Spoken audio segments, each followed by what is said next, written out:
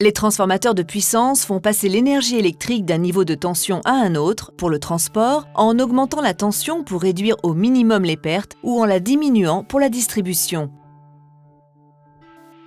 Ils font partie des équipements les plus critiques pour un exploitant. La fabrication d'un nouveau transformateur et son transport jusqu'au site génèrent des frais importants. Mais les dommages résultant d'une panne et la perte de production qui s'ensuit peuvent s'avérer bien plus coûteux. Les sociétés d'électricité essaient donc de faire fonctionner leurs transformateurs le plus longtemps possible. En fonctionnement normal et aussi lors d'un défaut électrique, les transformateurs sont soumis à des contraintes électriques, mécaniques, thermiques et environnementales. Les transformateurs de puissance sont soumis à des contraintes mécaniques lorsqu'ils sont transportés de l'usine au site ou d'un poste à un autre pendant les tremblements de terre ou les défauts de court-circuit.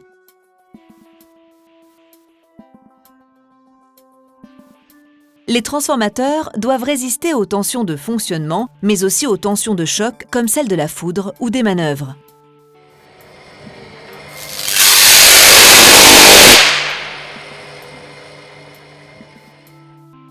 Les pertes internes, provoquées surtout par le courant de charge, doivent être dissipées.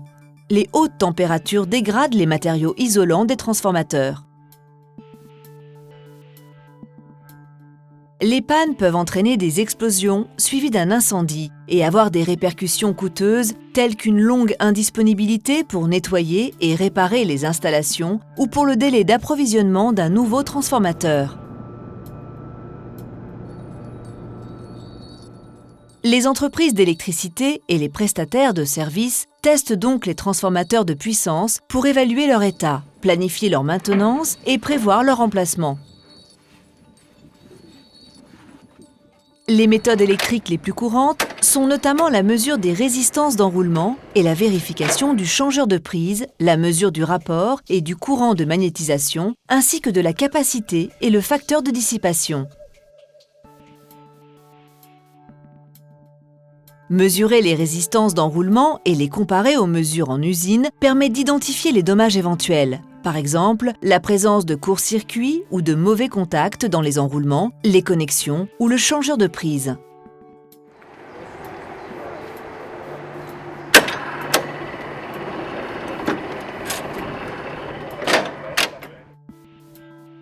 Mesurer le rapport et le courant de magnétisation permet d'identifier les courts-circuits entre les spires d'un enroulement. Mesurer la capacité et le facteur de dissipation sert à évaluer l'état des traversées d'un transformateur. Après une panne électrique, on peut aussi vérifier la géométrie des enroulements et l'intégrité de l'isolation en effectuant des mesures de diagnostic avancées telles que l'impédance de court-circuit, la réactance de fuite et la réponse en fréquence des pertes supplémentaires ou le facteur de dissipation à différentes fréquences. Grâce à des mesures régulières de diagnostic et de maintenance, les entreprises d'électricité et les prestataires de services peuvent répondre en permanence aux besoins toujours croissants d'une alimentation électrique fiable.